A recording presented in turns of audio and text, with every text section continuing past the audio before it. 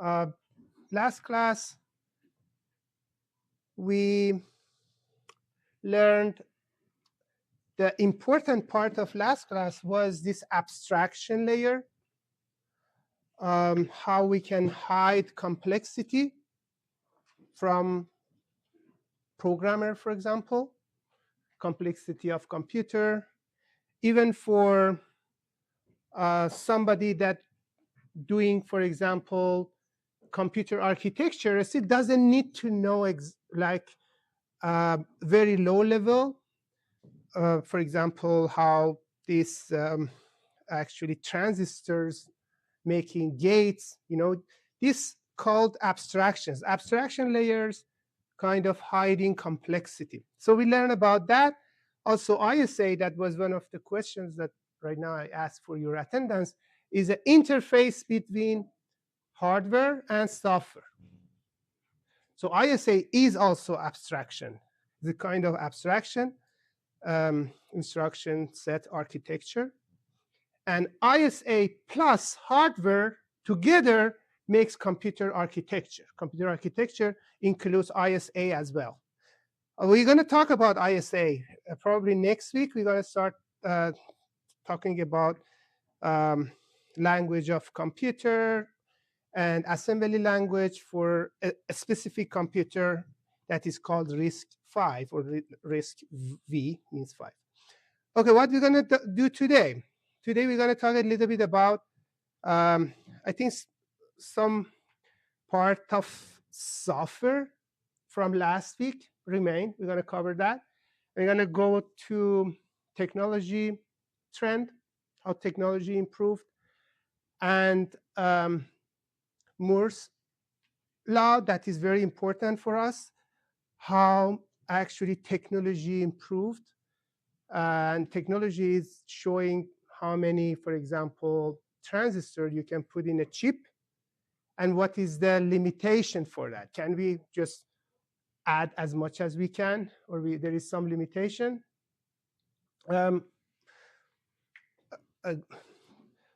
Moore's law says that every 2 years, the number of transistors in a chip can be doubled. So this is showing like exponential growth in the technology, because when the number of transistors get doubled, you can have better, more advanced CPUs, and also memory. Memory is also using transistors inside. So it means you can make it smaller and more advanced, but you have some limitations. For example, when the number of transistors increasing, the power increasing. When the power increasing is going to get so hot, the CPU going to get so hot, so we need to cool that down. So that's why they need to have different ways to increase actually performance. We're going to see that later. But we can see how we can do that without increasing power. There is some ways to do that. Okay, so this is what we're going to talk today. First, one question about last class. So anytime we switch from some topic to another topic, I'm going to ask some question. This is from last class, because in last class we had two important parts. Abstraction and actually ISA. These two parts are important. Okay, so this asking, why does abstraction help computer design? It eliminates hardware constraints. It hides unnecessary details and manage complexity. It increases clock frequency. It guarantees higher performance. So as I mentioned, the main point of abstraction is to hiding complexity. So hiding complexity for example, a programmer or for a designer, or from lower, because computer by itself, if you look at that in a very lower level, is not understandable. There's lots of electronic part, or transistors, that is like a billions of transistors. And I'm talking about transistors, billions of. We can see that in a diagram that I'm going to show you how this is increasing. So the best answer is B, to hide unnecessary details. And we can see how that helps. Another question about ISA. ISA is also covered in addition to instruction format.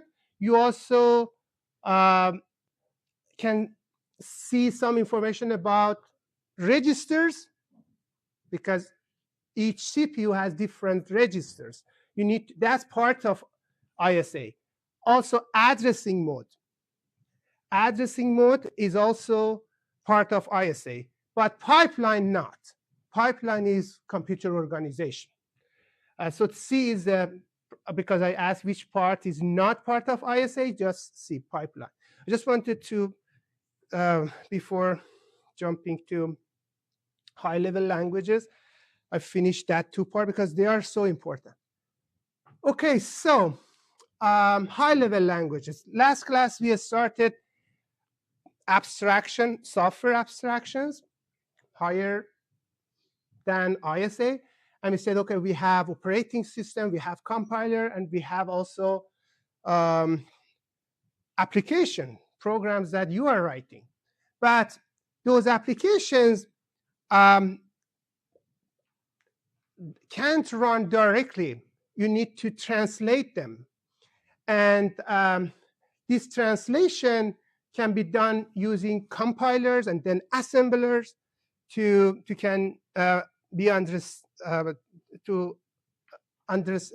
be understandable by machine. So we have something called semantic gap. That is actually the reason of having high-level languages is this reduce this semantic gap. Semantic gap between the language that we are talking as a human, the language that machine understand. We need to bring this gap as low as possible to make it simpler. We like to talk to computer and computer act.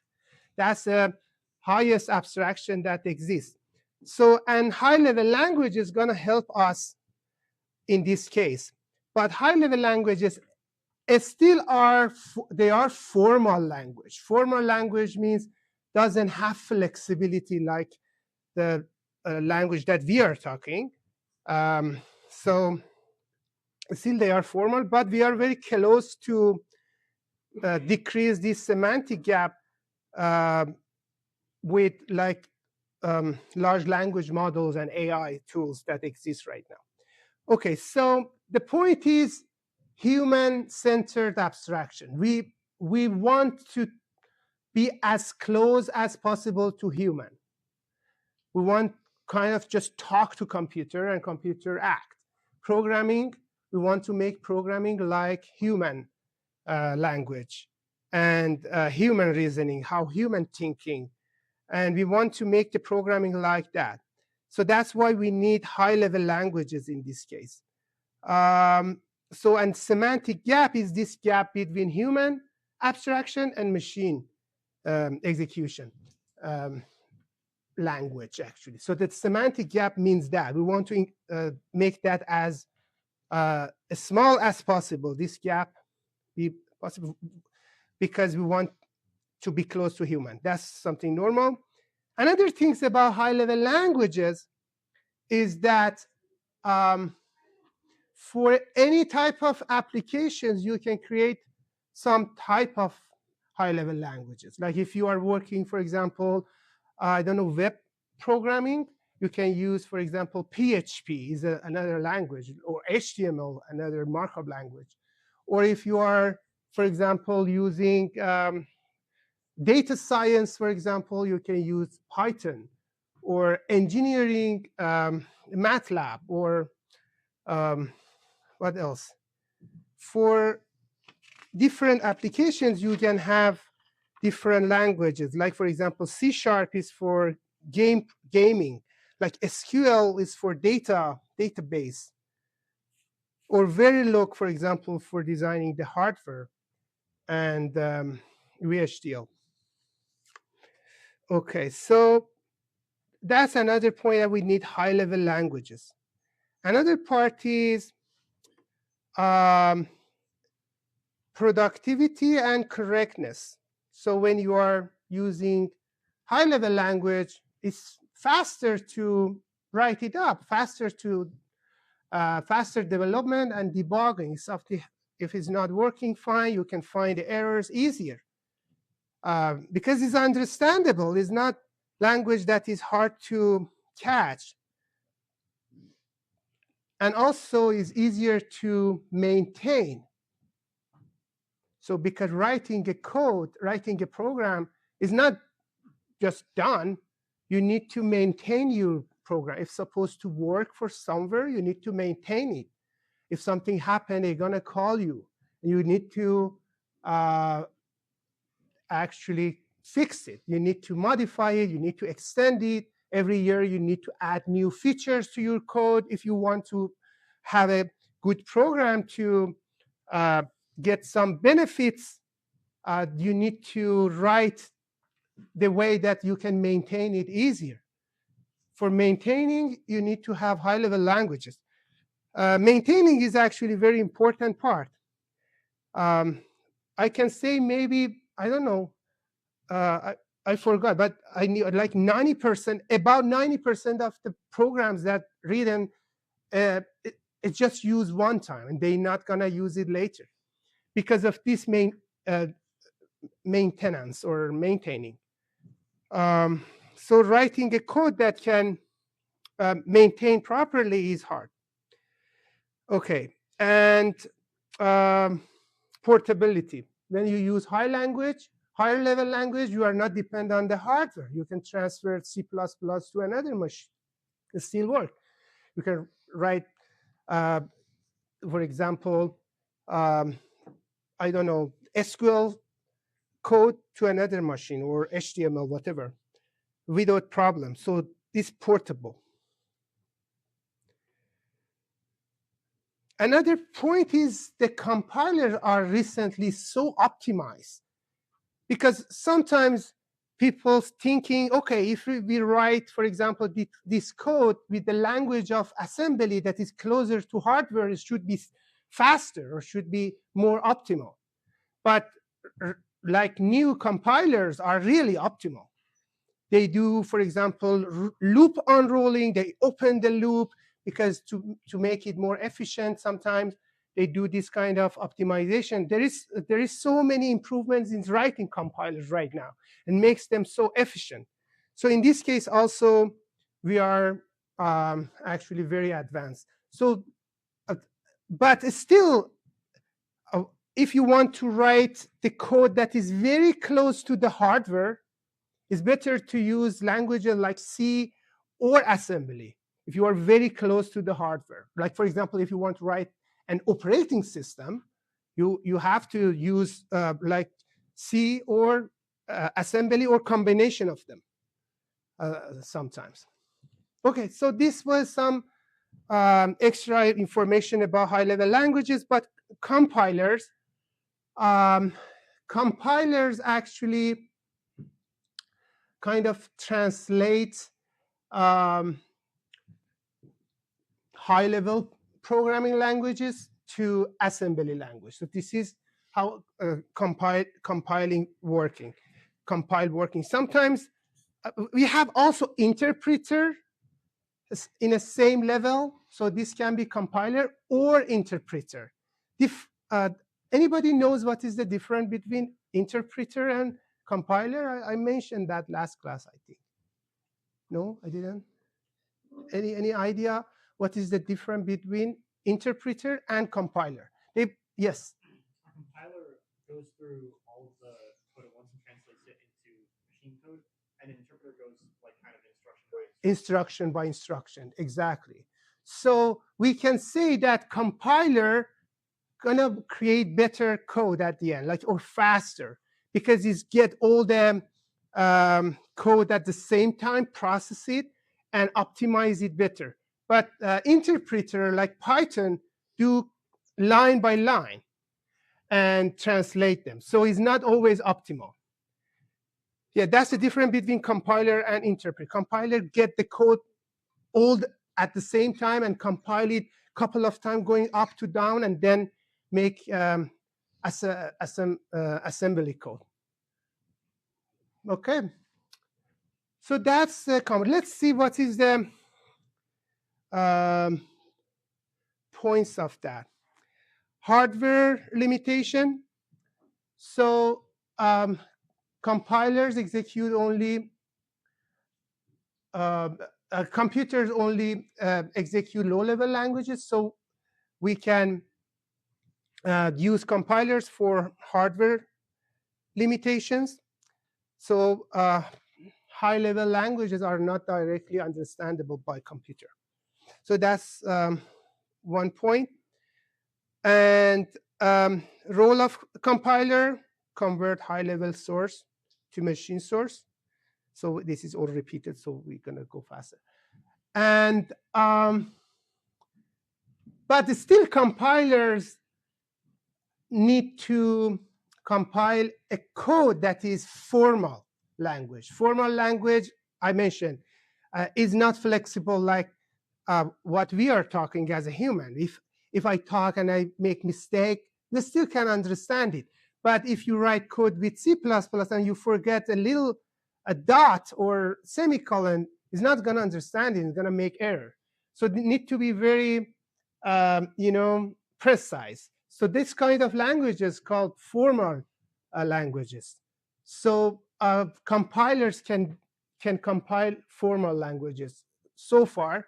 However, using AI can help us to have another interface between human language to actually formal languages, and then formal languages compile to assembly languages. That's right now exists, but it still is not 100%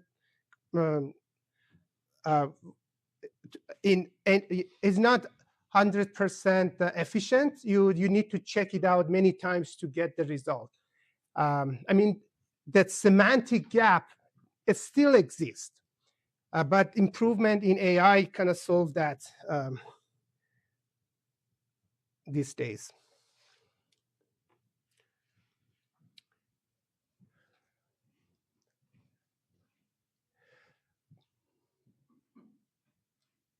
So the reason is that because natural language actually human language has some ambiguity or flexibility, or it's not precise. You can talk in different ways and still understand. That's the point. So that's the reason that this gap still exists. But as I mentioned, this semantic gap decreasing every year, especially right now with large language models. Or we can talk with computer and make some formal codes like C++, Python, or even assembly. I think even you can. I haven't tried that. I should try it. That's a compiler. So we need to know these levels. High level compiler, change it to assembly language, and assembly language using assembler to change it to machine language. Machine language is 0 and 1. And you can understand it easily. You need to check, for example, machine language has some different parts. Like one part is opcode, operation code, showing what is that instruction. And then you have some input as a registers, output as a registers, or if you are memory, you need to give directly an address of memory. It's very complex to understand this. But the machine can execute that. Even though it's hard for us, machine can understand it perfectly and creates control signals. So running an instruction means creating control signals. Control signals are some signals that going to different part of the CPU, and when the clock coming, execution happening. So we're going to see that later. because we are jumping to another topic, let's do that. I want to try this with iClicker, if you like. It's a little fun. Okay, so that's a question about semantic gap. Okay, but I need to, wait a second. I start this and make a pool.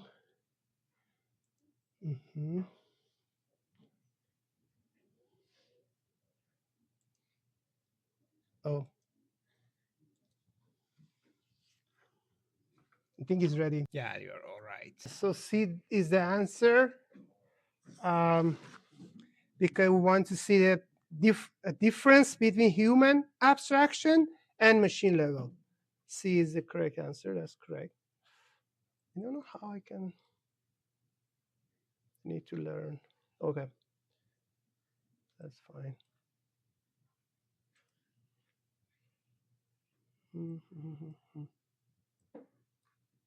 I'll move that. Oh.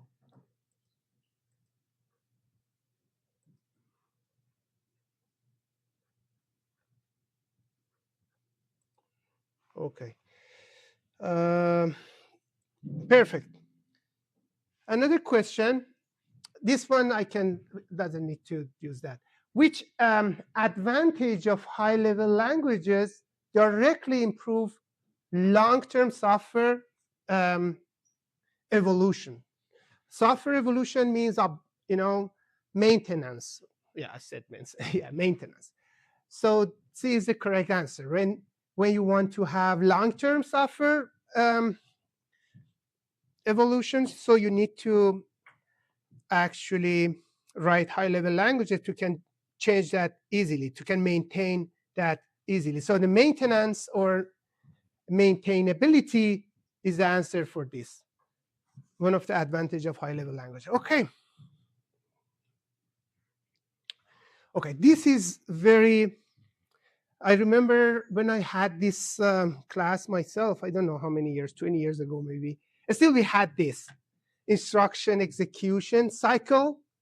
So it's showing how one instruction get executed. So you have one instruction. This instruction that I'm talking is a machine language instruction, 0 and 1. So how one instruction language executed. So it has some cycle. This cycle starts with fetch. Okay, fetch means, first of all, the code is in the memory. So you have a code that you want to execute. This code is machine language or assembly language, because assembly language is also line by line, can get translated to machine language. So this is the code that you have, some lines. For each line, the first thing that's happening is fetch. Fetch means you take that instruction from memory to the CPU. So instruction is ready for actually translate to processor. So that's called fetch. That's the first step. After fetching, so we have a register called instruction register. The instruction is in instruction register, and then we can understand it. We can interpret it. We can see what instruction is that. To do that, we need to do decoding. Do you remember decoder that we did in digital logic? So we do it the same way. We decode the code. For example, the opcode. Opcode is a part of the instruction that's showing which instruction is that. We decode that and say, oh, this is the shift instruction, or this is a subtraction instruction, or jump based off that opcode. So that's called decoding. So we do fetch, we bring it to the memory, we bring it from memory to CPU, and then decode, actually interpret opcode and understand which instruction is that, and then fetch operands. Operands means, for example, you are adding register, for example, 10 with register 12 and write it in register 5. Those two registers are operand. You are acting on them.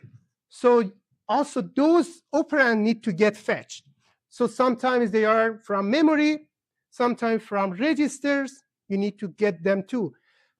If they are memory, you need to bring them, because memory and CPU are different chips. They are not close to each other. You need to read them. That makes one. Each of these takes one step. So so far we have 3 steps to just fetch operands. And after operands, we need to execute.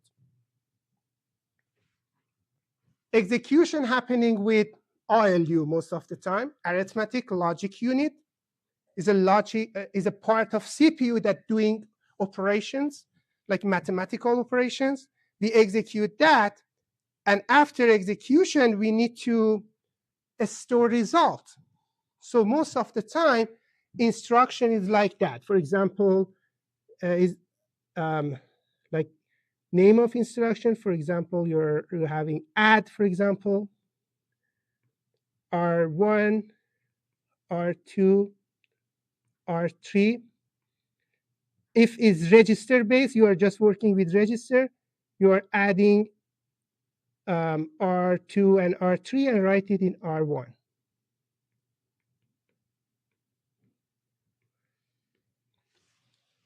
So imagine this is assembly language called add. These two are these operands. They are registered, but sometimes memory. If it's memory, it has a different thing. We're going to talk about assembly later. But I just wanted to show you what is the storing result. The storing result need another step to write the result in this register 1, for example. Okay, so that's another step. And last step is just adding program counter. Program counter is one of the specific purpose registers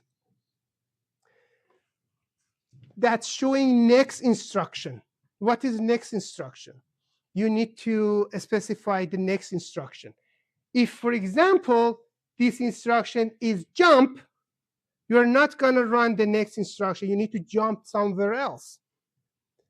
You know, so that address is going to go to program counter. So we're going to talk about that. But program counter is showing which instruction need to get executed next. So these steps, we need them, and each one takes one step or one clock. It depends on the computer. So, for example, fetch, decode, fetch operand, execute, store, and next instruction. For example, running this instruction that has all of these steps takes 6 steps. Each of these, for example, spending 1 step. So 6 steps, we need to do just one instruction. First, fetch, decode, fetch operands, execute, and write back. Sometimes this is called write back. A store result called write back, and then next instruction. Can you see anything parallel in this? It looks very sequential. You need to do one step by step, and when it's done, go back again, fetch the new, and do the same. And nothing really here. You can see that done parallel. Parallelism not exists in this kind of computer. This kind of computer are sequential. So in sequential computers, you are doing all of these steps in one step, a step by step. That's a sequential case. And it means fetch, decode, execute, and write back can happen one after each other. But what about we do a little trick? When we do fetch and when we do decode, what about we fetch the other instruction? There is lots of instruction here. And when, for example, do decode operand here, we decode the other one and fetch the third one. And when do execute here, here we do decode operand and here decode and so forth. So in this case, instead of spending, for example, 6 clock, if each step is 1 clock, after, for example, 6 instructions, when we pass 6 instructions, each instruction gonna get executed in just 1 clock. So we kind of increased the performance 6 times, like faster, 6 times faster. Because instead of having 6 clock after, because first still is not executed, but after 6 instruction, each instruction gonna get executed 1 clock. This is called pipelining. This is called pipelining. We're going to talk about that, but this is one of the methods that you can parallelize computer. But is it possible, for example, maybe this instruction is jump instruction. But when you understand this is jump, when you decode it, but at the same time you fetch another instruction, so you need to clean up your pipeline and fetch somewhere new. So these problems happening in pipelining. That's called hazards. We're going to talk about that in pipeline. So this is one of the methods. I just wanted to give you a head up what we're going to do later. Let's clean this up. So sequential execution is when you are just running step by step and no parallelism at this level. But you can do that using pipelining later. But right now, no parallelism. Only one instruction. And you have, of course, limitation for performance. So if there is no parallelism, how we can do that faster then? Yeah, here mentioned. Higher clock frequency. Instead of I walk like that, I need to walk like faster. So clock need to be smaller, shorter. So to increase the performance, you need to have higher clock frequency. So it means the CPU work faster. But we have lots of limitation in this case. When the CPU work faster, it need more power, get hot. At the same time, you have propagation time for gates. You can't go faster than that. That propagation time is limitation. Yeah, so many limitations exist, but still technology is improving every 2 years and overcome to all of these limitations. Okay, so that's another thing that I just wanted to let you know. So the performance can happen with just increasing the clock.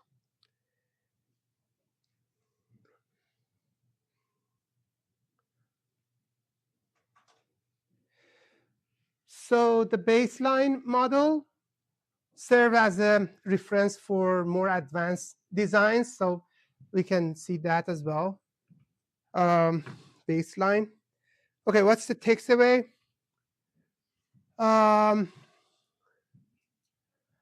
Sequential models are simple and clear, but it actually is slow. So modern processors need to have better way to increase performance, not just with increasing the clock. One of the method was that pipelining that I mentioned. There is more method. We can see them. But pipeline is very, very good method that can be used a lot. Another method is using multi-core. Instead of having like one core, one CPU, you can have 8 cores, 12, or even more.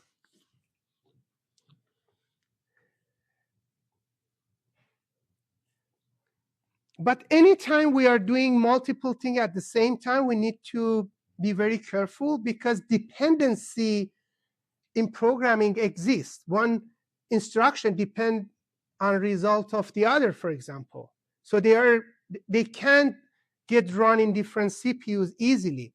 They are dependent on each other.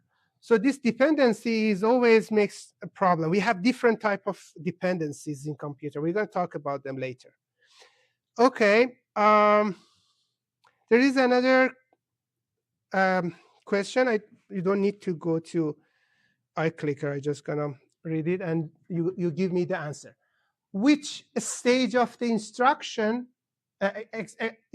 execution cycle interpret the opcode and register field?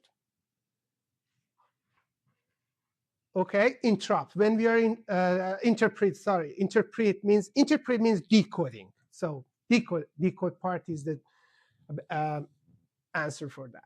So if you want to understand which instruction is that, you need to interpret it. We need to decode it. The part that you are decoding called opcode. Opcode is a part of the instruction, like that add that I mentioned. That is opcode. Add, for example, R1, R2, R3. This is just a sample, is not real assembly. But instead of this, you have some codes. For example, this is for add. This is for R1. Oh, don't need to put everything. This is just example. I just want to mention this 4-bit is opcode. And opcode, after decoding, gonna make the signals regarding to add. Gonna make control signals regarding to add. Okay. And this 30 means R1, R2, and R3, for example. And so you can see some limitation here. When you have 4 bits, you have 2 power 4 instruction in that computer. If you have 3 bits for registers, it means you have just 2 power 3 registers, like 8 registers maximum. So that's also important to consider. So those bits showing how many registers you have, how many instructions you have, what type of addressing, they are all part of ISA, instruction set architecture. Okay, let's go for Moore's law. Moore's law is actually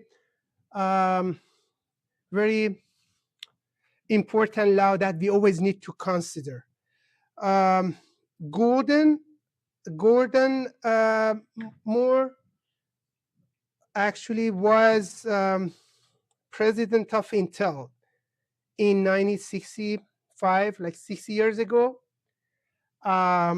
He kind of predicted the trend of technology for semiconductors. He predicted that every 2 years, the number of actually transistors that can integrated inside the chip gonna get doubled. So this, and so far it was true. So I'm gonna show you the diagram that I have. So in these 60 years, this happened exactly exponentially. This is like growing exponentially. Like every 2 years, it get doubled. So this is exponential growth, and it's very good. So it's showing that give you idea. If you want to do something, Don't worry about, for example, the number of transistors inside the chip. Don't need to be worried about the complexity of the chip, because after 2 years, it's going to get double every year, every 2 years. So it's going to be, we're going to reach that that time. Another things, yeah, impact on is not just impacting processors. So yeah, of course, it can impact on processors, because processors need,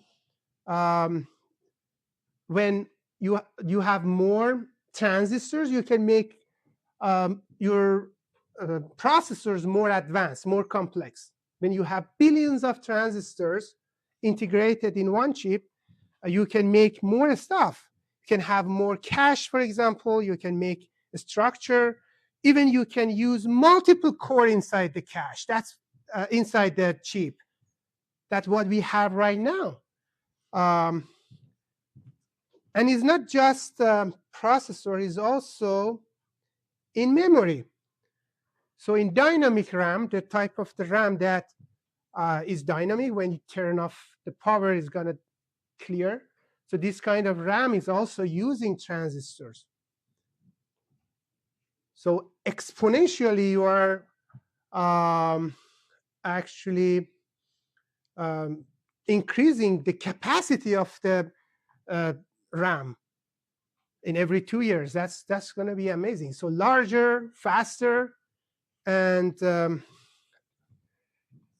actually cheaper. Like somebody, actually, I don't have that to show you, but they were mentioning that if the price of, for example, RAM for 20 years ago compared to now is like buying a car with like $1, this much increasing in decreasing in price of RAM right now in compared to the actually other stuff. What else?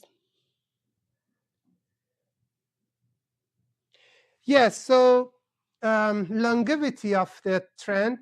So it was accurate for at least in these 4 or 5 decades.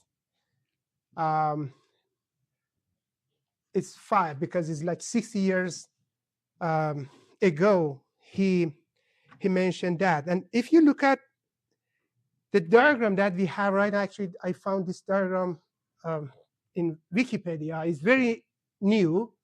You can see when the high performance, I need to zoom it to again, high performance computers or CPUs here. As you can see, this is the line. This is a line because this is exponentially. So this should be a line. And as you can see, it's very good till now, 2020, last processors. You can see some of the familiar like AMD or a Core i7, for example, with 10 core, or Apple A7, again, a dual core ARM. And this is all new Intel-based processors in this level. However, as you can see, they are all multiple cores, 8 cores, and some of them 61 core. For example, this one, Xeon, or even GPUs. You can see some of GPUs here. And if you look at here, you can see how many billion transistors in one chip. I think in 2000, yeah, almost in 2000, you passed a billion. And then right now, 50 billion transistors in one chip.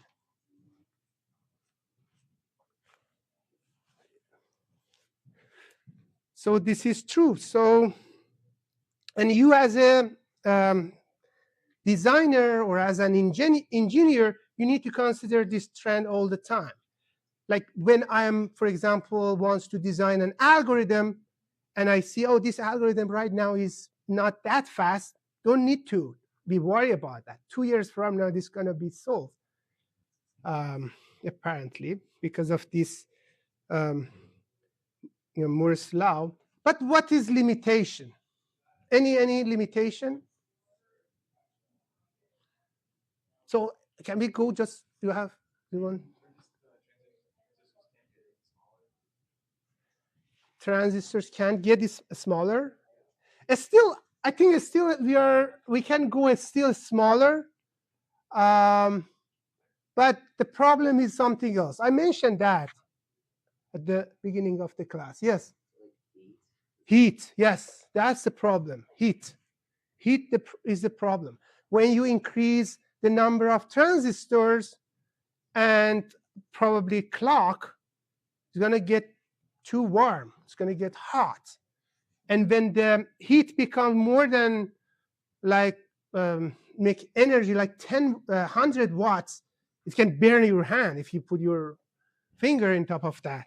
So that's a problem. So the heat is the problem for future. That's called power wall.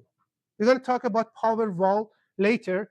That power wall gonna have problem. Okay, so next class we're going to talk more about benchmarks and power wall and performance evaluation.